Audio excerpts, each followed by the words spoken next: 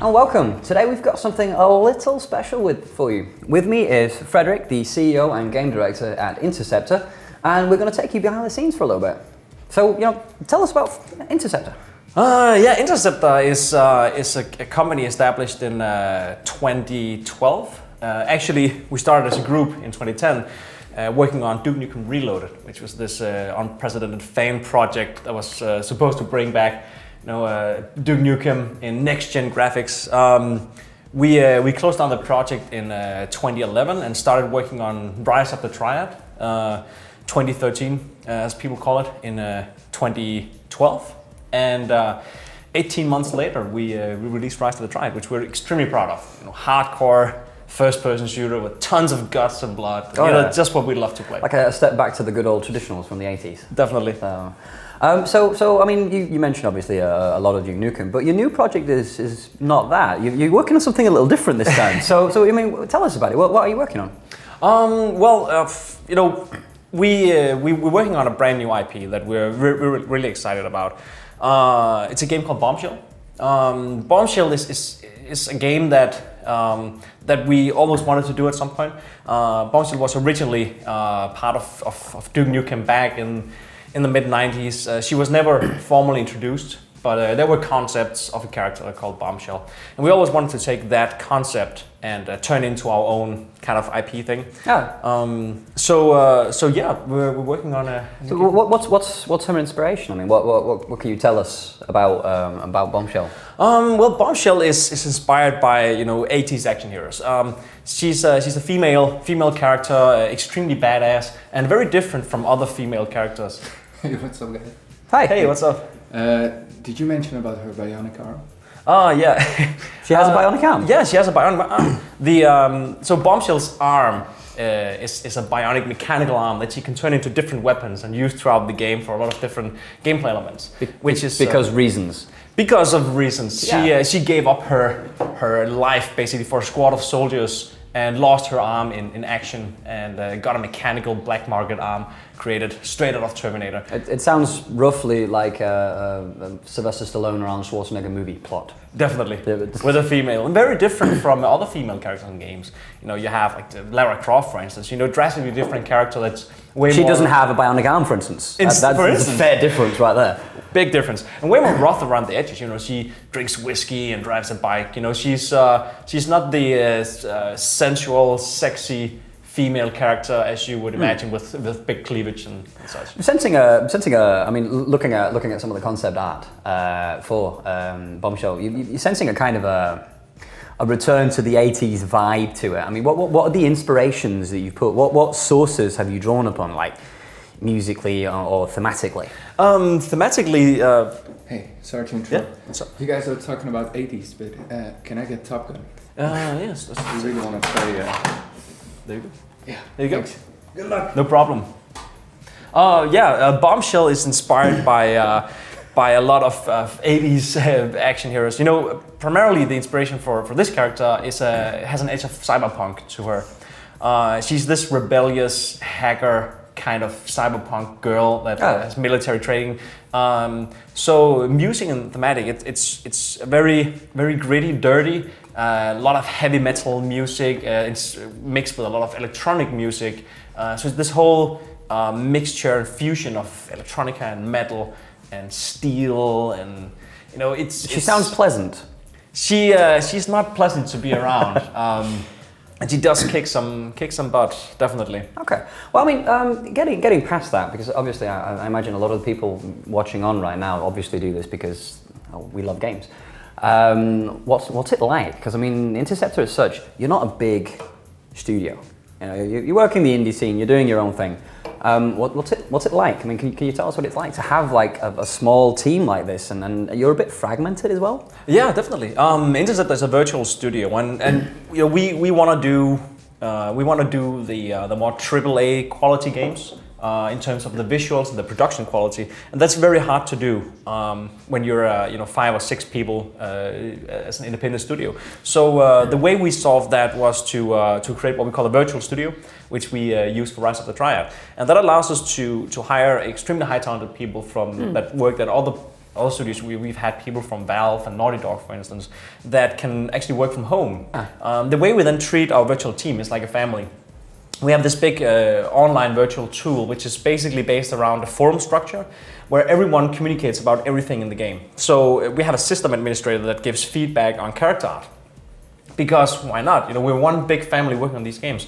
And I think the flat structure we have in the company, combined with the virtual model that allows people to work from home, as well as everyone being a family and work on these games together, allows us to create very high quality titles for very low budgets. With industry legends, we have people like Scott Miller on board, for instance, who works on storyline for our games. So it's a very unique structure that allows us to create very high quality games. Well, it also kind of it does show, because if we look at some of the images that we've seen, the pixel counter it's quite high, so to say. Your level of detail, considering the game and everything, is actually quite high. Your budget is taken into account, especially. It's interesting to work on next gen titles. When we look at an action RPG like Bombshell, we have other comparisons. We have the new Diablo 3 Reaper of Souls, for instance, where when you look at a top-down isometric game like this and look at the try count for the characters, it's still based on try counts that you would do maybe 5 years ago. And we're in a unique situation in the industry right now where we can move into next gen, where we can just say, okay, everything previous gen, let's screw that and let's work with the hardware of the PlayStation 4, Xbox One, and next gen PCs. And that allows us to do, higher try counts. For instance, the try counts of our characters is the same as a first-person shooter from 2 years ago. So it's equal to Mass Effect 3 try counts for characters that you see from an isometric perspective. It doesn't really make that much sense because you'll never see all this detail. You mean the hours spent on the eyeshadow are wasted? Exactly, but when going to the kind of uncanny valley of the detail is what we really enjoy about working with Next Gen, because it allows us to create visually stunning environments and characters and so on in a game you see from a different perspective. And it allows us to zoom in, show characters up close, do cool cinematics and all that stuff without ever swapping out the characters. So it's a lot of freedom with working with Next Gen. That's pretty cool. What can you, since we're on character development right now, what can you tell us about the progress of the character? I mean, from the birthing perspective, to like the development and the finished thing. How many stages and iterations do you have to go through to get to end there? The design of the character itself, the physical appearance of the character, started out by the original 3D realms design from 97. 96, 97 was the original concept of Bombshell.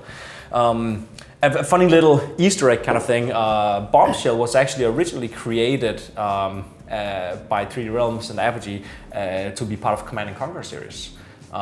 She was supposed to be... She was a better Tanya.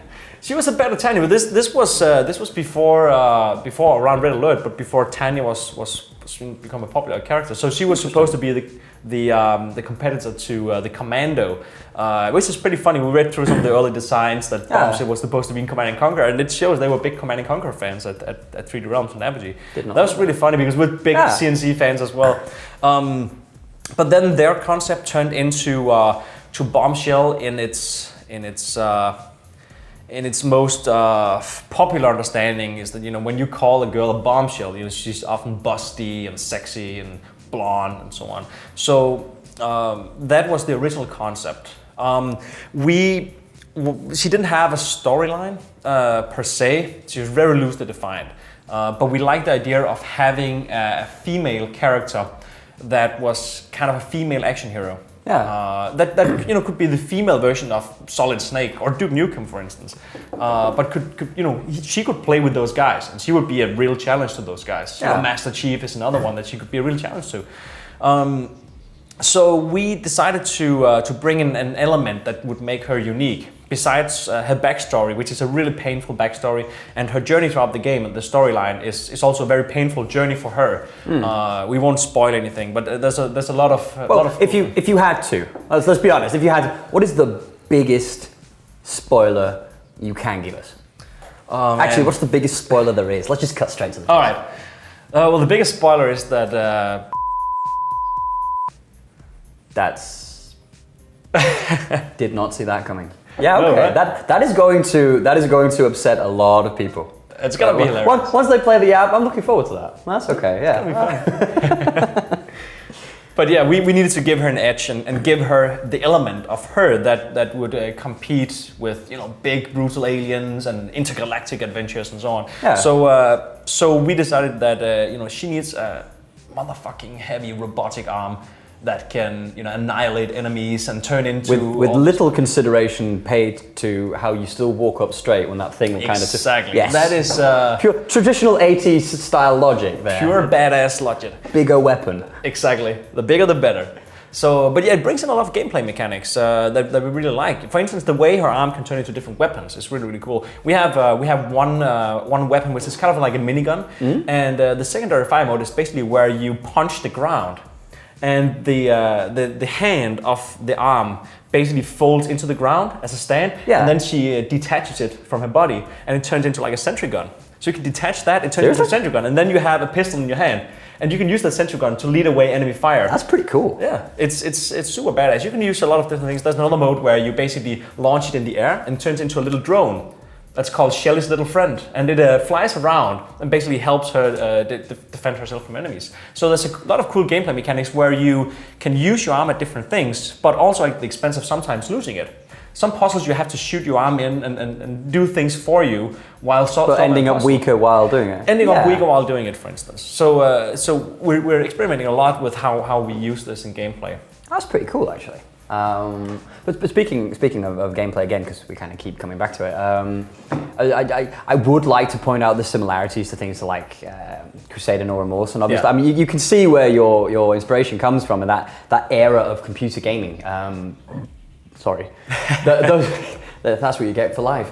But when obviously for those of you who remember the era back in the 80s and the games that we had, there will be a lot of very obvious traces. But looking aside from that, looking to things like music, voice acting, sound especially, is also a really integral part of it. Definitely. So how do you handle that challenge? Because I mean, obviously for a small studio, you don't have the budget to hire an orchestra to do a symphony for you. Exactly. So what do you do? How do you get that atmosphere? So we had Andrew do our composer do all the music for our previous games, and Andrew does an amazing job. But what Andrew does best is heavy, as we say, heavy fucking metal. The Rise of the Triad soundtrack is absolutely kick-ass, blasting heavy metal all the way through. For Bombshell, we kind of needed to go in a different direction. Bombshell she does have that Tarantino attitude, grindhouse feeling over her. But the game is also epic in scale. So you need that combination between orchestrated music and heavy metal. It was a big challenge for Andrew to put together. I think we referenced a lot to Hans Zimmer. Orchestra metal. I think you've invented a genre. Orchestra metal. There's also a bit of electronic in there because we wanna kind of symbolize her arm and the effectiveness of her arm through the music. So it's a big mixture of a lot of different genres. There's a small little sample of it on our website, and we're gonna put up the theme as well, so you guys can hear the official Bombshell theme. But it's been a challenge. But I'd say Hans Zimmer has been the biggest influence on the quality of the instruments.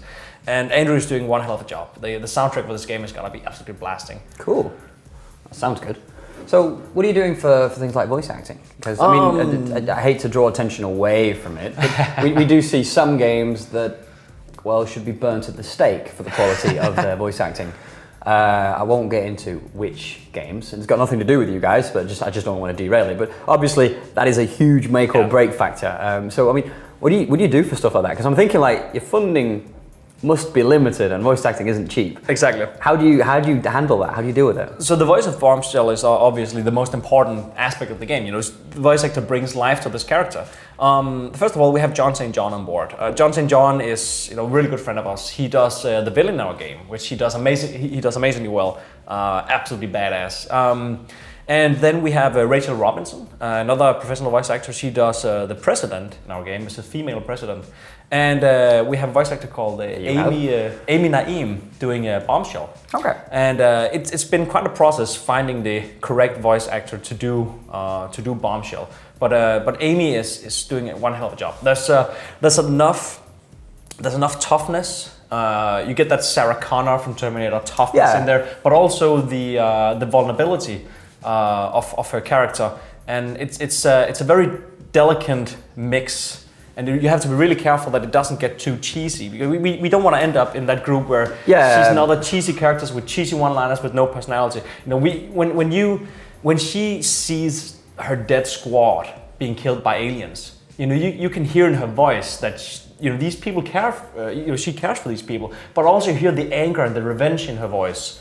You know, so it took a lot of time. Damn you, you know, anonymous grunt number 5 was my friend. Exactly. It's a personal vendetta she has against what you'll see in the story. But that's an interesting aspect, actually, because I mean, quite often, and obviously we're running it down slowly here as well, but quite often you see a lot of these game universes, especially from that era, who make the mistake of being in on the cheese, so to speak. Instead of taking their own universe seriously, they set up all these criteria. And then they look at it and go, it's a bit silly, that, isn't it? And then they start getting self-ironic and self-aware. And it might seem like a defense mechanism, but a lot of the time the game suffers if it does not take its own universe very seriously. We talked about Duke Nukem before as well. You know, Duke Nukem is a great example. You know, the issue, what made Duke 3D so genius, besides its gameplay, was that the world itself took itself seriously. It was very dark, very gritty. Exactly. Obviously, very scary in many points. You know, once you hear the Octobrain for the first time, you're shitting your pants. Yeah, God, I did not want to go down those corridors. But it's true. There was an element to it for those that remember. Obviously, that Duke might have been full of one-liners, but the game itself the game was serious. It was an action movie, but it was an action movie that believed its own premises. Exactly. So obviously that's something that you obviously want to have along. But I mean, wrapping it down, if it is from a game developer to the fans, really, for the viewers, is there anything in particular about this entire experience that you'd like to share? I'd like to talk a bit about the lawsuit of what's been happening with us, because there's been a lot of questions. Are you guys making a Duke game? Are you not making a Duke game? And the reality is, once something like this happens, you have to stand by. You know, and lawsuits take a long time, and it's a long process. And while we take a break, we can't just sit and do nothing. Oh, okay. So we saw a great opportunity that we wanted to grab. That this is our chance to do our own IP, and we grabbed it, and we started working on that, and it turned out really, really well for us. So that's how Bombshell came alive. We always wanted to do Bombshell at some point. So the opportunity presented itself, and we really wanted to reach out for it. And about the previous game that we worked on, we might get back to it. It all depends on what happens. Yeah, of course. I mean, we won't really. There's no point in getting into that. Yeah. But it's true. It's interesting to see how you. I mean, if anyone out there has aspirations, if something gets in your way, then find a different project and start. Keep working. And it's nothing about who's right or wrong. No. It's just the respect for the whole thing. We can't respect ourselves working on something while there's a lawsuit going on. Yeah, no, of course not. Yeah. It sounds like a really good choice, and I must admit, I'm sure many of us are actually looking forward to having a mess with it and see what the game is. Yeah. Well, thank you very much for taking the time. Thank you very much for coming. Yeah, no worries. See you.